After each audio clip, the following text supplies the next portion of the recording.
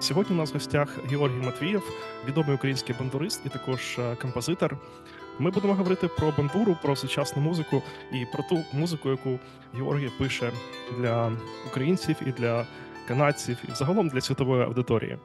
От я так подумав, що, можливо, ще 5 чи 10 років тому важко було уявити, що бандура може звучати зовсім по-іншому, вона може давати якісь джазові ноти, джазові акорди.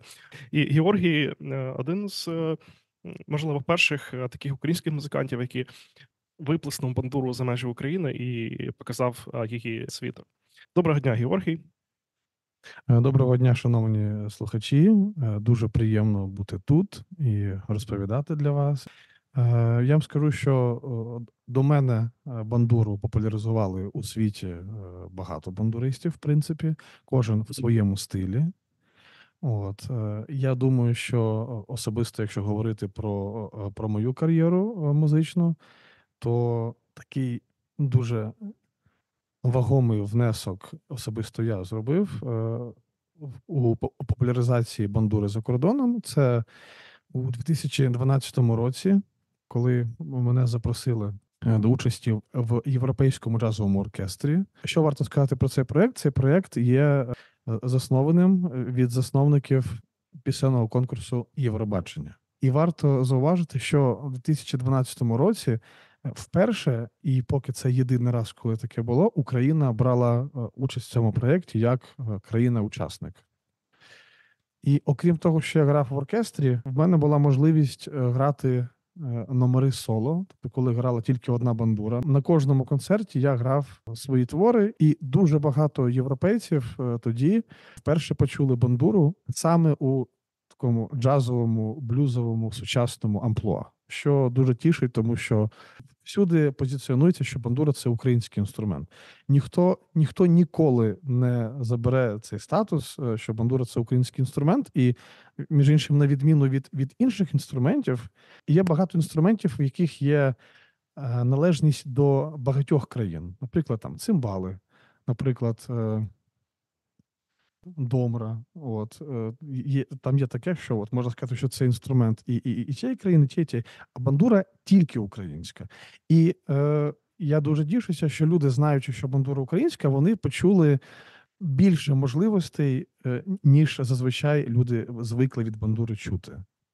Окрім своїх власних творів, я також прекрасно розумію, що людям дуже часто хочеться почути щось, те, що вони вже чули, щось знайоме, щось відоме і дуже популярно в інтернеті, коли на будь-яких інструментах грають якісь відомі популярні мелодії, чи то рок-хіти, чи то поп-хіти, чи то музика з фільмів, серіалів, навіть відеоігор. Я спеціально, щоб не відставати від своїх колег, я приділив достатньо уваги і часу, і в мене один з альбомів, це він повністю складається з каверів на відомі мелодії. Але я це зробив трохи незвичним способом, бо дуже часто всі звикли, що коли грає бандура якісь відомі мелодії, дуже часто або бандура грає, скажімо так, під плейбек так званий, да? Бандура грає тільки мелодію, все решта грає або інші інструменти, або якась комп'ютерна програма. В моєму ж альбомі всі звуки, абсолютно, мелодія, акомпанемент, бас, підголоски, перкусія, ударні інструменти – все виконано на бандурі. Тобто, ясна річ, що дуже часто це було шляхом наслоювання, тобто це записувалася окрема мелодія, потім всі інші партії, це все зводилося, і це все звучало як такий, знаєте, ансамбль бандуристів, але це ансамбль однієї бандури.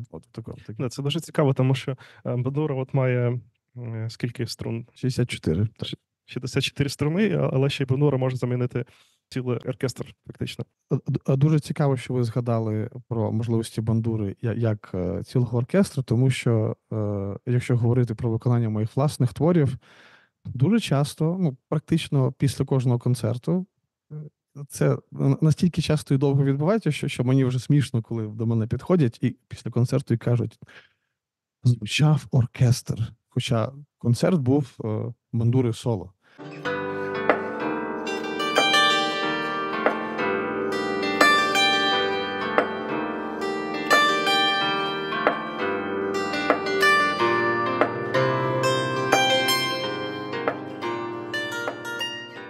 навіть без співу. Тобто я не співаю на своїх концертах. Ну, там є один номер такий, номер-сюрприз.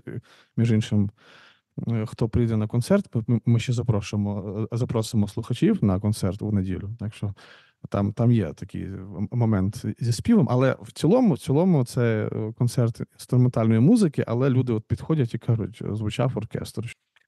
Скажіть, будь ласка, бандура, яка грає інструментальну музику, і бандура, яка виконує роль акомпанементу до пісні, вони сестри, чи вони такі собі незнайомці, якщо можна сказати так? Бандура, як і будь-який інструмент, може виконувати різні функції. Коли бандурист чи бандуристка співає і акомпонує собі на бандурі, ясна річ, що бандура виконує акомпонуючу функцію. Ясна річ, що на першому місці голос і слова.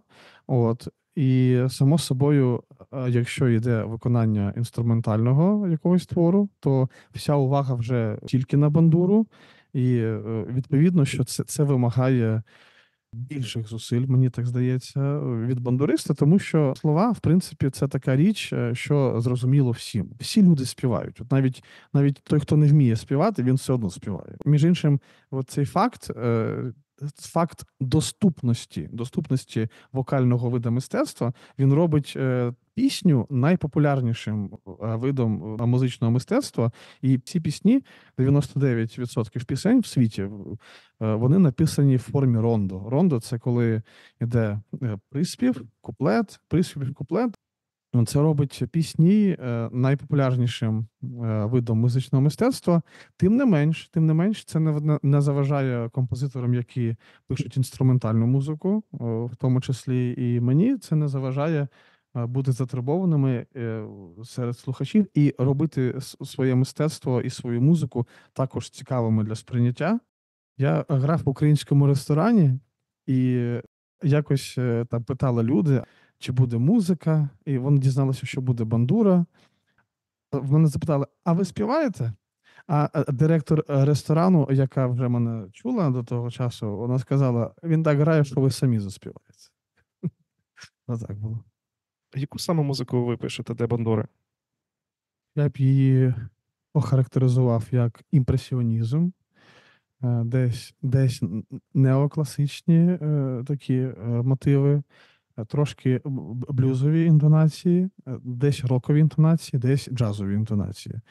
І тим не менш, на своїх концертах я, як правило, намагаюсь серед усіх своїх творів підібрати таку програму концертну, щоб вона була одночасно і цікава професійним музикантам, і абсолютно повністю зрозуміла слухачам, які звикли слухати, наприклад, бандуру як акомпонуючий інструмент, які звикли слухати про пісні, наприклад. І звісна річ, що я використовую в своїй музиці оці нові прийоми гри, які мені пощастило винайти. Можна сказати, що моя музика – це і є квінтесенція оцих стилей, які я назвав, і цих прийомів гри, тому що люди, які знайомі з бандурою, вони дивуються, о Боже, невже так можна грати на бандурі?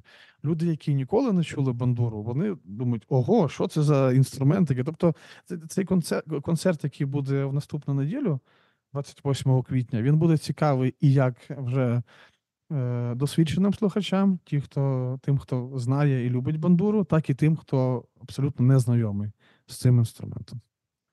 Ви сказали, що використовуєте нові підходи, нові методи гри. Чи можете ви отак просто пояснити нашим слухачам і глядачам, що це за нові прийоми, які так приваблюють шанувальників бандури?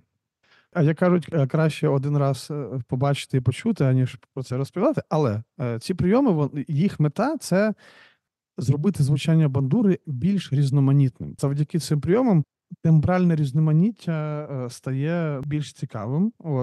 Це всякі види флажолетів, різні види глісандо. Це поєднання одночасно, коли ліва рука грає і бас, і вдаряє по інструменту, але це відбувається не хаотично, а це імітація ритм секції на бандурі. Це також прикривання правою рукою струн, коли я прикриваю і ну тож я вже показую. Бачите, вже треба бандуру брати. А власне, чому потім підходять і кажуть почав оркестр? От тому що використання цих прийомів і по одному, і багато одночасно, оце ці фактори вони і роблять це звучання таким, яким воно є, темброво різноманітним. Різноманітна фарба звучання і насичена фактура, коли одночасно звучить і акомпанемент, і мелодія, і бас, і ще й якісь такі типу ударні інструменти. Ну, ви вже сказали, що бандура це суто український інструмент, який виник і розвинувся в Україні. А чи приносить бандура у сучасну музику український колорит, українську неповторність у звучанні? Безумовно, безумовно. Я спостерігаю, як бандура все більше і більше використовується у популярній музиці з відомими виконавцями. Все більше і більше і рок-гуртів, і поп-гуртів, і різні естрадні співаки вони залучають бандуру. Бандура того варта. Я не знаю, чи є якийсь музичний стиль, в якому бандура б чи більше, чи менше не була б зараз задіяна. Бандура за кордоном України. Як зараз бандура розвивається у Канаді, у Сполучених Штатах Америки? Вже багато років, багато десятиліть, я навіть сказав би, та в принципі, вже навіть понад 100 років в Сполучених Штатах Америки є капела бандуристів, і в Канаді є канадська капела бандуристів. Між іншим, я от з канадськими бандуристами я дуже тісно співпрацюю. Минулого літа я був запрошений бандурною спільнотою до Торонто, де давав цілу низку сольних концертів, майстер-класів, і також брав участь у фестивалях української музики. І що цікаво, ще цілий тиждень я працював і жив в спеціальному бандурному таборі, де кожен бажаючий від дітей до дорослих мав змогу цілий тиждень жити і вчитися грати на бандурі, і окремо сольно, і в ансамблях маленьких, і в такому великій капелі. Окрім Торонто, ще я з великим задоволенням виступив у Монреалі на українському фестивалі, де дуже багато було жанрів і стилів української музики представлено, і від академічної до популярної. Я дуже тішуся, що тут, в Канаді, мене знайшли люди, сім'я українців, які тут вже якийсь час живуть, і вони беруть в мене і в моєї колеги Марії, беруть уроки гри на бандурі. Спочатку це було, як кажуть, вживу, оскільки вони живуть в іншому місті, то онлайн це відбувається. Але, що було зрозуміло, люди знайшли бандуру в Канаді, купили її, і знайшли вчителів, і вчать своїх дітей грати на бандурі.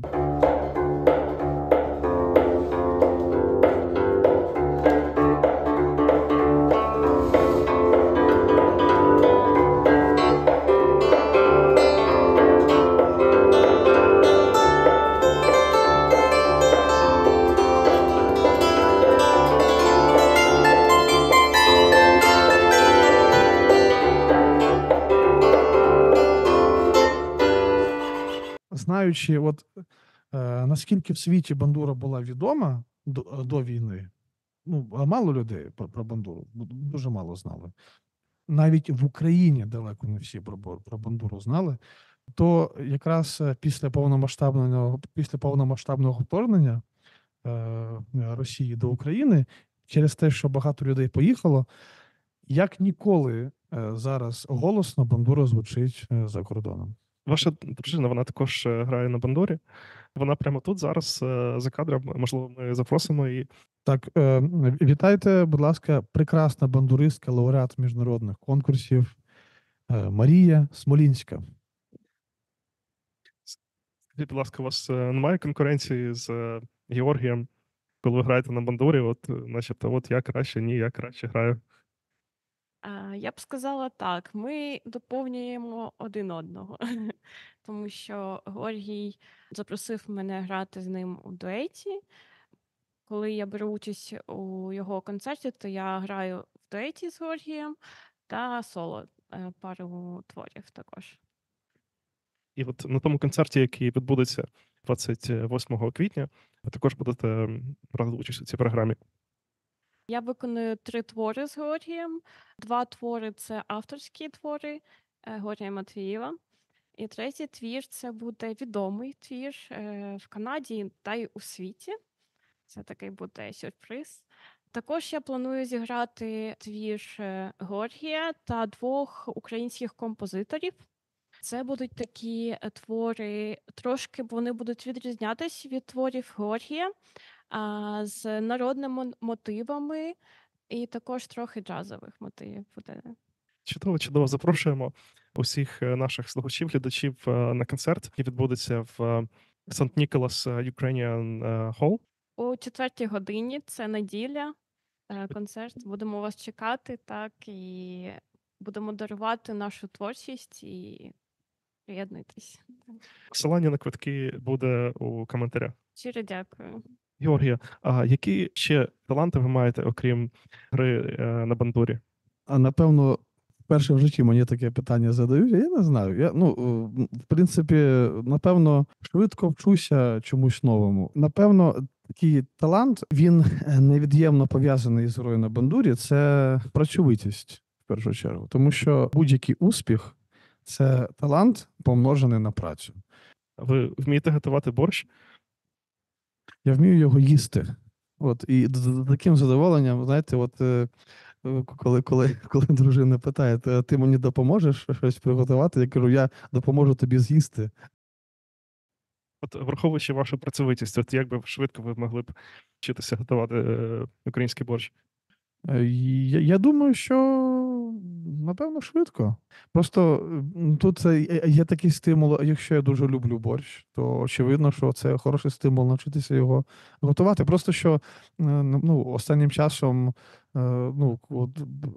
вільного часу менше стало, бо ми постійно щось десь чи виступаємо, чи от ми також працюємо, популяризуємо бандуру в канадській школі, де є і українські дітки, і всі, і канадські, і мексиканські, і яких ще там тільки нема, і всі вони також слухають бандуру. Але мова не про те, що ще ми ходимо на курси англійської мови, вдосконалюємо, тому ясна річ, що часу мало буває. Тобто, а борщ це ж не для лінивих така річ, що треба, Дякую, Георгія. Нагадаю слухачам і глядачам, що сьогодні з нами був бандурист, композитор Георгій Матвієв. Дякую, Георгію, що завітали до нашої передачі Радіо Наш Голос. Щиро дякую за запрошення і чекаємо всіх на нашому концерті 28 квітня. У наступну неділю о 4-й годині ви почуєте бандуру по-новому і вкотре переконаєтесь, що це найкращий в світі інструмент.